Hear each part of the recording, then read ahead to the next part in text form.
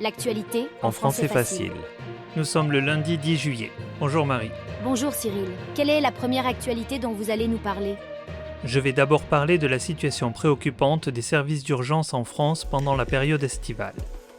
Les fermetures partielles de services se multiplient et les mesures mises en place l'année dernière ne sont plus suffisantes pour faire face à l'afflux de patients. Les urgences peinent à boucler leur planning et doivent moduler leurs conditions d'accueil. Le système de régulation des urgences, qui implique les médecins libéraux et le service d'accès aux soins, joue un rôle crucial en orientant les patients vers des consultations en ville plutôt que vers les urgences, mais il présente également des limites. La situation est particulièrement tendue dans les zones touristiques, où la population augmente considérablement pendant l'été, tandis que les effectifs médicaux restent les mêmes. Les difficultés de recrutement et le vieillissement du personnel aggravent la situation. La psychiatrie est également confrontée à des problèmes, avec une disponibilité limitée des lits dans les services spécialisés. Des mesures sont prises pour limiter le recours aux urgences, telles que la coordination des soins à domicile, l'amélioration de l'admission directe dans les services hospitaliers et la création d'une astreinte téléphonique avec des spécialistes. La crise sanitaire a exacerbé les difficultés déjà existantes, avec une augmentation de l'activité des urgences et une diminution de l'effectif des soignants. Les conséquences sont concrètes, avec une surmortalité constatée chez les patients âgés qui passent la nuit sur un brancard. Les médecins et les infirmières se sentent dépassés et peuvent renoncer à leur engagement dans le service public. Passons maintenant à la deuxième actualité. Ouverture exceptionnelle des magasins le dimanche.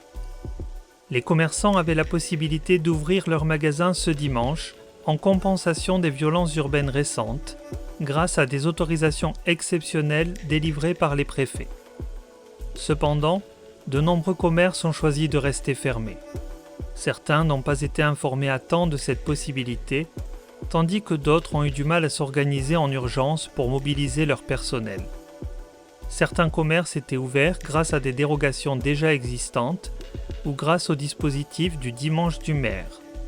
Cependant, les commerçants estiment qu'un dimanche supplémentaire ne pourra jamais compenser la perte du chiffre d'affaires causée par les émeutes.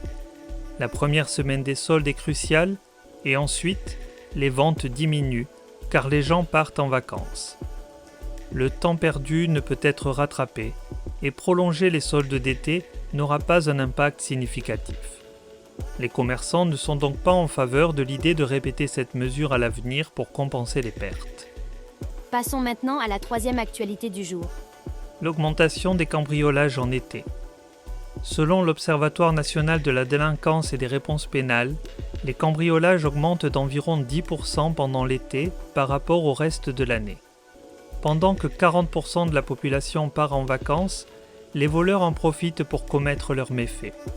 Les solutions de sécurité traditionnelles, telles que les caméras de surveillance et les sociétés de surveillance, existent depuis longtemps, mais elles représentent un investissement important pour un particulier et sont considérées comme obsolètes par certains acteurs en raison des progrès des nouvelles technologies.